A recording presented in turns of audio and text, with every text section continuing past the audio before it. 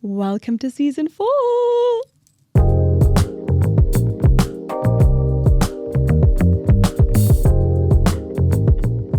You're sitting at home, scrolling on your phone, maybe getting work done. Maybe you've just come back from a really long day doing whatever you do. You're minding your business, right? You're just living your life, thinking about things, maybe how you want to spend the weekend. You start scrolling a little bit more and a little bit more, and then bam! You got FOMO. Why?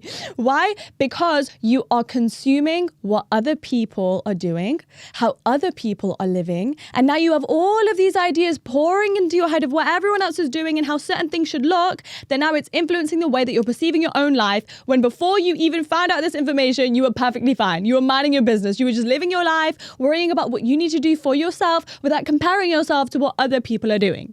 And I'm not judging you, because I actually to this day vividly remember the very first time I experienced FOMO. It was such an intense feeling. I think I was around maybe 16 years old. And it was a Saturday night and I was at home, like in my hometown, living with my family. And I was scrolling on Instagram. And this was actually, funnily enough, around the time that Instagram stories had come out. Every single one of my peers was at a house party that some girl or guy in my school year at that time was hosting. Literally everybody got invited, maybe just me and a few other people didn't. And I remember sitting at home watching all of these stories, watching so many people I knew, so many people from my class being at this party and just being like I was stricken with grief and sadness and just feeling like I was so left out. I didn't even know the person that was throwing the party, but I just so desperately felt like I needed to be there. And that feeling was downright painful. And time again, after experiencing it, not only when it comes to friends, but in so many other contexts, whether it be career or opportunities, I have figured out the way to get rid of FOMO for good. And it's by replacing it with Jomo, aka the joy of missing out. The first time I ever spoke about this was actually in my book that recently came out. It's called Buy Yourself the Damn Flowers. And it's one of the techniques that I really delve into deeply when it comes to creating your own joy, creating your own happiness, which is the most self-loving thing you can do, rather than just automatically resorting to comparison and jealousy and envy and FOMO, which are all natural human feelings and emotions and thoughts. You cannot prevent them, but you can figure out the best way to navigate them so that you can get yourself to a safe destination of happiness and self-fulfillment, one that does not keep you in a negative state of vibration and consciousness and emotion for an extended period of time, because that is just self-inflicted suffering at that point. And so if you are someone who has recently dealt with a lot of FOMO, you can definitely relate to that feeling, then this episode is for you, because I am going to be delving into what even really is FOMO, where does it come from, what is actually causing that feeling to come up, and then all of the shifts and actions you can implement to be able to get rid of that in your life and instead replace it with Jomo. What does Jomo actually mean? What does that look like? How can you implement it to really create your happiness and make sure that it's not robbed from you anymore? Just a quick note before we jump into this podcast episode, be sure to check out all of the links below this podcast episode or in the video description if you guys are watching this on YouTube, where you can check out all of my other social links. I actually upload daily bite-sized self-help content on my TikTok. I vlog and show the BTS of my daily life on my Snapchat. I'm literally like taking BTS videos and pictures as we speak right now to put on my Snapchat, where I feel like I can actually talk to you guys, answer your questions on the regs. You can also check out my Instagram, both of my YouTube channels, where there's even more self-help content, and my daily life, along with my book, which I mentioned, which is out now and available to order worldwide on Amazon. There's also an audiobook version, but you can see all of the information below in the description. For now, let's get right into it by starting with chapter number 1. Where does FOMO even come from, and why do we feel it? It's such an unpleasant feeling. You want to avoid it at all costs. You're trying to reprogram your mindset. You're trying not to get bothered by what other people are doing. Why are we so consumed by it? Well, the answer is simple. Because we're human. It is in our nature to want to belong with others, to be where everybody else is, to be at the party, to be at the event, or the majority is living or doing something in a certain way. It's just natural for you to want to be part of that social group. But the very hard lesson that I've learned is true, meaningful, aligned connection does not come from being everywhere. It comes from missing out. I always found that whenever I was distanced from what my peers were doing, or I was doing something different, it was always for a greater purpose. Even if it doesn't mean that you're away from them but then also you don't have any other people to lean on. It's in that solitude and in that aloneness that you start to figure out who you really are. And the more and more information and self-discovery you embark on to figure out who you are and what your needs are and what your interests are, or even developing what your interests are or learning new things in that aloneness, gives you so much greater clarity on who you are that it means that finding the people that are actually meant for you becomes easier than ever. Point number 2 is that FOMO at its core is literally just a result of comparison. It's like I said at the beginning of this episode, you will literally be finding yourself just living your life. You're absolutely fine. You're unfazed.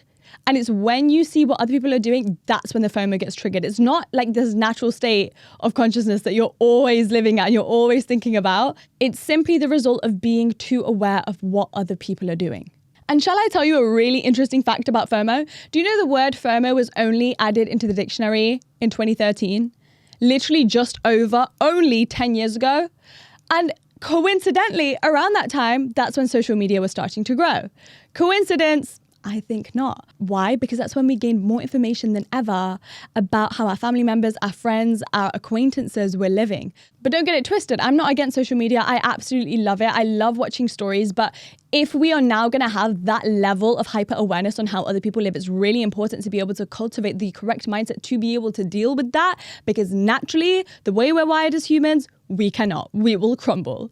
Especially because social media is literally just a highlight reel and all anybody is ever going to post is their holidays and their parties and their fun times. And you know what? As they should. I am not one of those people that's like, if you've had a bad day, then you have to post about it. Deal with it in your private time. Like, absolutely, you are not entitled to want to share that with everybody. But it's important to remember that that is just the matter of fact when it comes to social media, which is what makes FOMO so invalid, because you don't even get 50% of the story. You don't know the work that's gone into it. You don't know the behind the scenes. You don't know their true emotions. You don't know the full context of their lives, their mindset, their life events.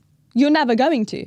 And so you are the one that's choosing to feed yourself this story about what this person's thing means, then the fact that you're not attending it or that you don't have that thing in your life, and then making judgments about yourself in your life, which is then just getting yourself down, damaging your own self-esteem and ruining your mental health. For what? Comparison is one of the lowest vibrational things that you could ever do, because when you decide to compare yourself to somebody else who literally has nothing to do with you, because their life's mission, their life's purpose, and their life events and their past is so different to yours, and as it should be, all of ours should be different, which is why, like, this is why I'll never understand comparison. And actually, like, one thing that I wish I could tell my younger self about, because it's so easy to not realize this, you think that comparison is a natural thing, but it's not, because nobody has anything to do with you. And every single time you compare yourself to somebody, you are sacrificing all of the unique gifts you have, all of the unique experiences that are set out on your path that serve your needs and your purpose to get you to your inevitable happy ending for somebody else's, which you can try and take it for yourself, you can try and rob it, you can try and replicate it, but it is never going to look the same for you because it simply wasn't meant for you. And on top of that, this is the biggest disservice to yourself, which is why I say Jomo is the self-loving thing to do and FOMO is the self-hating thing to do. Because when you are so aware of what other people are doing and then you are making these judgments and selling a certain story to yourself about the fact that you don't have it and you're not there, you are pausing your life. You're not appreciating what you have. You're telling the universe that you're not happy with what you have. You are starting to build a scarcity mindset, because now majority of your attention and emotional energy is directed towards, I don't have this, or other people have it better than me, and all of these scarce, negative, and limiting beliefs. And wherever your attention and energy flows is what you will then receive back from the universe. And this links into point number 3 when it comes to dissecting what FOMO actually is.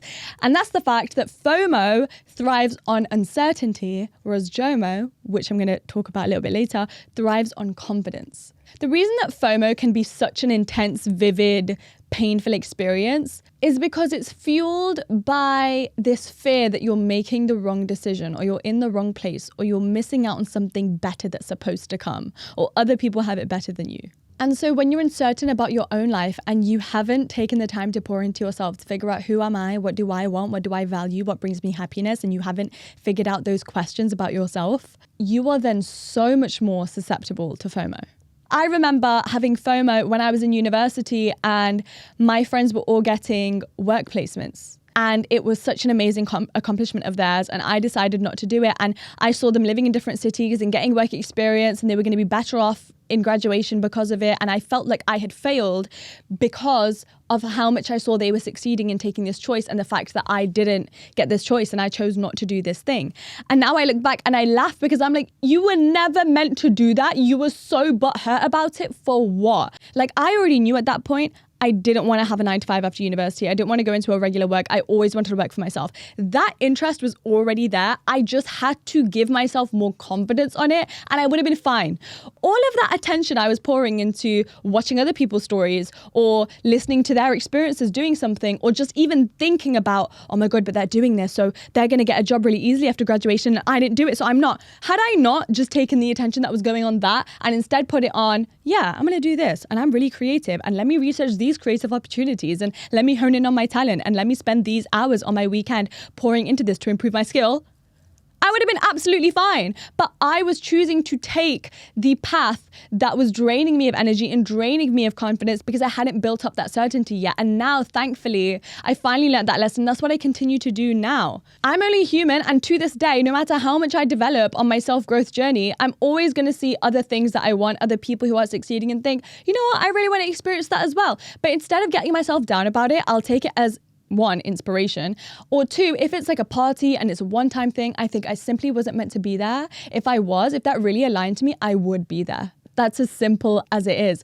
And I have so much abundance in my life right now because all I am ever doing is focusing on how grateful I am for all of the things I have. I'm always trying to grow. I'm always trying to improve. I'm always trying to bring new things in. But at the same time, I am already so aware of all of the blessings I have that other people's experiences cannot rob me of that. But if you are not focusing on your gratitude and if you are not so hyper aware of your own blessings, that's going to translate instead into being hyper aware of everybody else and therefore comparing yourself and falling into that trap of FOMO. AKA, when you are confident in who you are and your own decisions, you are way less likely to be swayed by FOMO. And don't get it twisted, this kind of self-assurance takes a lot of time to develop. It does not come overnight. It comes with practice. It actually comes with experiencing FOMO. It comes in being in situations where you have to say no to things or where you're just simply not at things, and then training your new mindset to come out in the way that you choose to respond and perceive those situations. So when I choose to miss out on something, or if by whatever means I wasn't invited to something, I have to remind myself, I know where my priorities are right now. This is the number one thing I'm focusing on. That can take a backseat. That doesn't need my time or emotional energy right now. This does, what I'm actually working on. And also, this just really links into self-validation, because if you are confident enough that, well, this is the decision I'm making, what other people are doing and where the crowd is going is never going to sway your self-belief and your self-confidence, because that's where FOMO thrives as well, is by thinking other people have it better. Other people's decision-making is the most important. So, of course, wherever they're going is the right destination. Absolutely not. When you are so assured in your decisions that it's like, well, this is my priority or this is what aligns to me, FOMO could never get to you. And I said this once before on my YouTube, where it's like that group of people over there, whatever they're doing, however they're succeeding, what they're doing is not right. It's not the only one correct path to life. What they're doing for themselves, for their own joy, that's simply their own decisions. And there are 1,000,001 ways to live life or to choose a different path. And just because yours is different doesn't mean it's wrong. Your path is uniquely yours. Your decisions also lead to winning and success and abundance. There isn't just like a one-size-fits-all for everybody. And that realization in itself is the thing that creates the joy of missing out. My fifth point takes us into the joy of Jomo, which is the fact that Jomo, on the other hand, is a form of self-care. Choosing to miss out on things is the ultimate form of self-care in a world and in a society that glorifies and romanticizes the lifestyle of busyness and hustling and being everywhere all at once. You think you want to be at these places, but if you did get invited to every single thing, and if you were never missing out on any single thing, you wouldn't have any of your own life ever to live, because you would be so busy keeping up with the Joneses, keeping up with what everybody else is doing, making sure you're showing face everywhere. What's the real purpose here?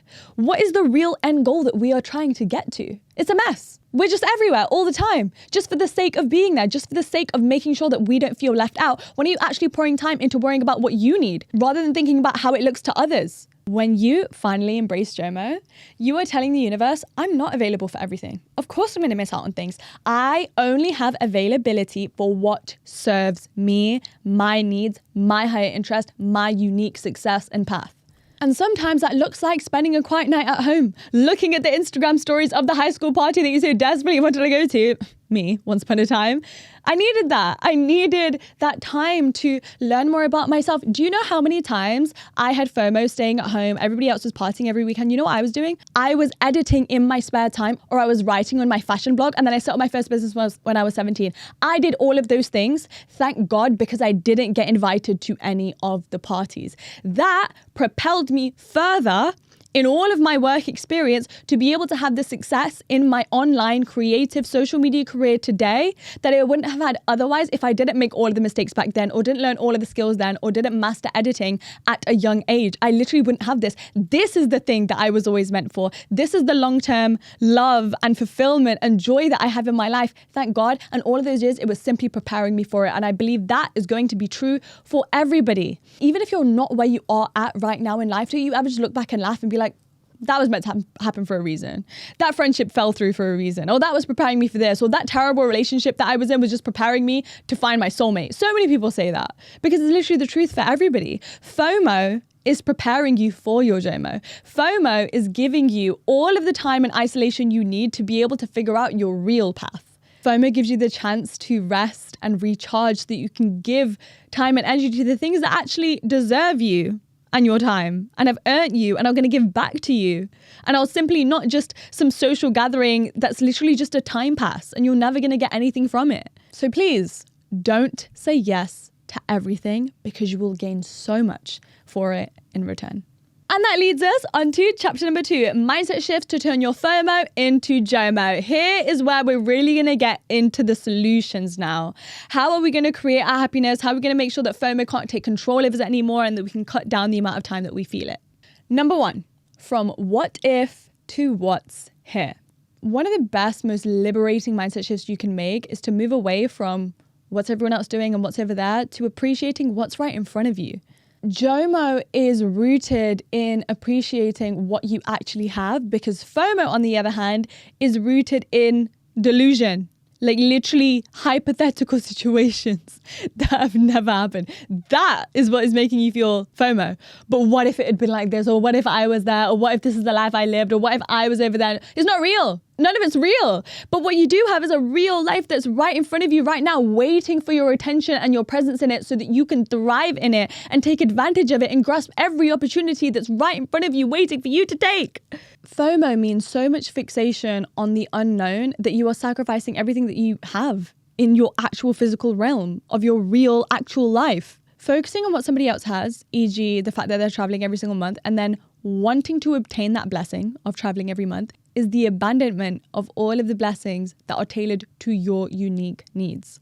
You are giving up all of the goodness that was meant to serve you and your life just to temporarily keep up with what somebody else has, and then hopefully that you can possess. Whole time you didn't even know that you are meant for 10 times more than that. Then what? Then you got FOMO from your own life, from what you were actually supposed to obtain. And that's so dangerous with FOMO as well. And that's why I'm so over it and don't experience it anymore, because from my own past experiences, like I said, like with the parties and the wanting to be everywhere all at once, now I know it all paid off and I wasn't supposed to be there. It's like, it's just the biggest waste of time. I'm so glad about where I am now and I'm so lucky things paid off. And I know it can be extra hard when you're not where you want to be, but you have to remember, what if you're literally underselling yourself by trying to get what somebody else has? What if you're meant to live in another country? What if you are meant to travel every single month and then some and have even more than that? And you are so jealous and so envious of trying to get this thing that this person has. You're going to get so much more if you simply put some action into your life to actually achieve the bigger thing that you are meant for, rather than wasting your time and getting yourself down about it and procrastinating because you feel like you're not good enough to get the thing. The second mindset shift is that success is alignment, not achievement. Success is not being everywhere, achieving all of the things, meeting loads of people, being at every single event, ticking all of the boxes, which is what we have been taught, right? Even from when we were young and in school. And it's like the most desirable outcome is to be popular, to be liked by everybody, to have as many friends as everybody. I've now grown up. That is so dangerous. You are not supposed to be liked by everybody. You are not supposed to have everybody in your life. It's actually very healthy for people to dislike each other. It's very healthy to be separated from other people so that you can find out what is truly meant for you. You are not supposed to be everywhere all at once for everybody. That is very bad spiritual hygiene. That is a very bad distribution of your own resources and energy and time and effort when you need to pour some of it back into yourself. True success comes from being in the places with certain people and the right opportunities that align with your core values, persona, and authentic self. And the best thing about this solution is that it's the easiest thing ever, because all it means is you just have to be in tune with your feelings, your gut feelings, your mindset, your values, and then you simply just gravitate towards the places that you're meant to go. And everything else will unfold in the way that it is meant to. And then when you see other people living a certain lifestyle, it's not about, oh my God, why don't I have that? That's so great. And also, don't get it twisted. I hope nothing in this episode has made you think like this is okay to like put other people down or other people don't have it as good. People have it great. I love that for them. People are so happy, but they're happy in the way that what makes them happy will not make you happy, okay? Take me, for example. Traveling, it's fun. I like it. I love the idea of it. I am not this person with like intense wanderlust and it's going to satisfy me. I would rather never travel again if it meant that I could have the career I wanted. And I'm so glad I realized that, because of course I'm still going to travel and I'm still going to go on holiday, but it's not as much of a priority to me that now when I see other people traveling every single week or traveling every single month, while yes, that's a nice reality to have, I know it doesn't align with my priorities and my values and where I want to be in life, so it does not bother me. The beauty of the fact that success is alignment is it feels so natural and easy, and you will get there all by yourself. And then when other people are winning, or when other people are in rooms, or when all of your friends might be in a place where you're not, you no longer take it personally, because you know it simply wasn't meant for you in your life and it did not serve you, but it does serve them, and that's great for them. The third mindset shift is you are not missing out, you are simply making space. And that's what Jomo, the joy of missing out, is all about. You realize that there is so much joy in missing out, because now you're making space in your life for all of the things that you do need. Now you are resting and recharging and improving your well-being so that you can pour even more time to the causes that matter to you.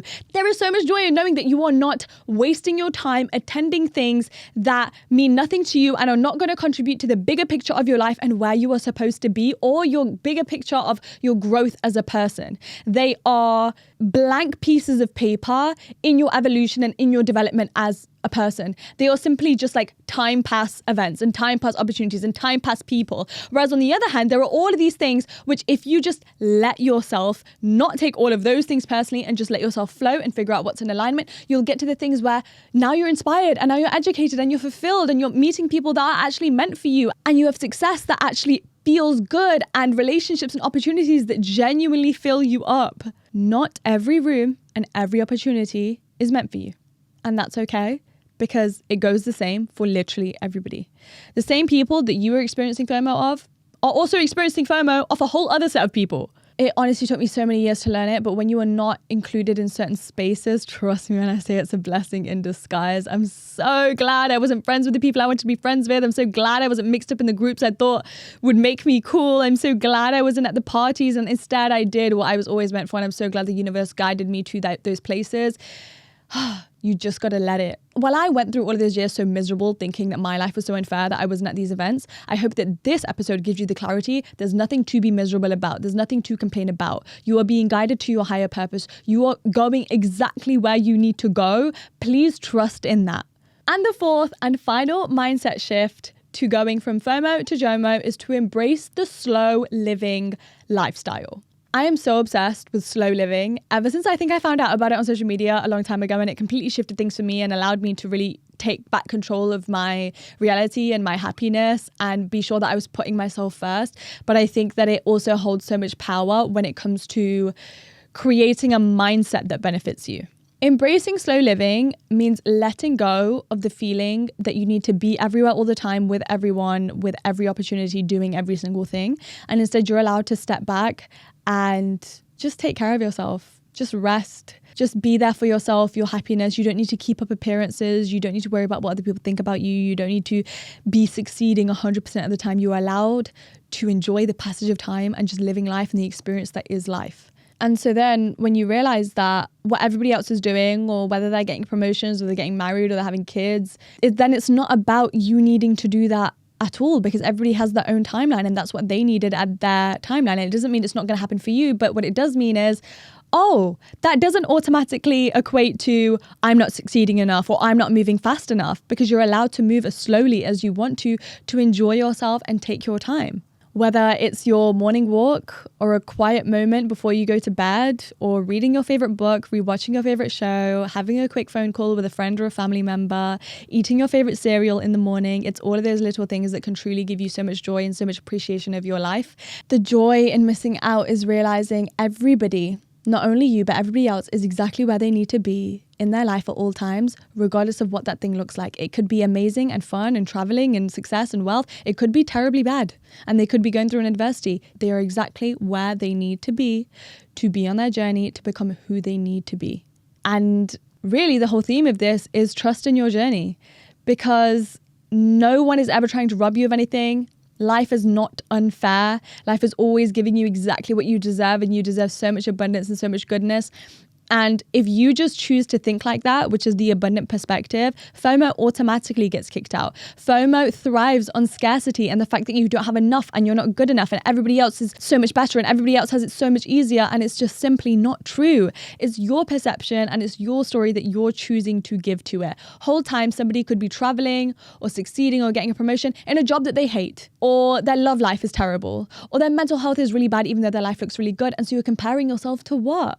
When right in front of you have so many things to be grateful for and joyful about. And that is exactly why it can be so joyful to miss out on what everybody else is doing. And that brings us to the end of the first episode of season 4 of Self-Obsessed. Can you believe it? Guys, I really hope you enjoyed this episode. If you're watching on YouTube, please comment down below. Let me know what you thought. I miss you guys so much. You know what? You don't even have to comment on this episode. Let me know in the comments below, what have you been doing in the season break? What have you been looking forward to? What progress have you made? Have you been rewatching any of the other episodes? What are you most excited for in this season? Do you have any episode suggestions? Because I would love to know. Be sure to also check out all of the links below in the description, where you can keep up with me on my other socials: Instagram, Snapchat, TikTok, my YouTube. And I will see you guys same time next week on Wednesday for a brand new episode. Bye!